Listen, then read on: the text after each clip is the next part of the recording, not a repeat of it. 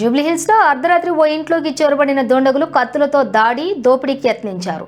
కుటుంబ సభ్యులు ఇచ్చినటువంటి సమాచారంతో జూబ్లీహిల్స్ పోలీసులు సకాలంలో చేరుకోవడంతో అందరూ సురక్షితంగా బయటపడ్డారు. నిందితుడు ఎవరో కాదు, ఆ ఇంటికి చాలా కాలంగా కాపలా కాస్తున్న వాచ్మెన్ అని తెలిసి కుటుంబ సభ్యులు ఆశ్చర్యానికి గురయ్యారు.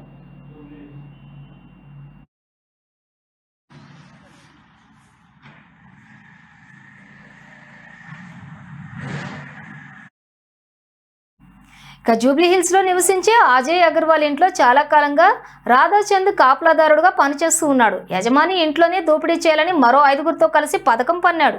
శనివారం అర్ధరాత్రి రాధాసింగ్ మిగతా వారితో కలిసి కత్తులు తాళ్లతో అజయ్ అగర్వాల్ ఇంటికి చేరుకున్నాడు. ముందుగా ఇంటి ఆవరణలోని గదిలో ఉన్న డ్రైవర్ దయాచంద్ను తాళ్లతో బంధించే క్రమంలోని అతడు ప్రతిఘటించాడు. వారు కత్తితో దాడి చేసి అతన్ని తీవ్రంగా గాయపరిచారు.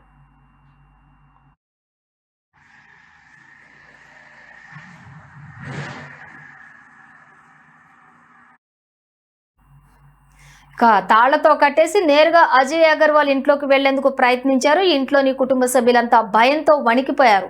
జూబ్లీహిల్స్ పోలీసులకు సమాచారం ఇవ్వగా వెంటనే అక్కడికి చేరుకున్నారు. దోపిడీకి యత్నిస్తున్న రాధాచంద్తో పాటు మరో 5గురిని అదుపులోకి తీసుకున్నారు.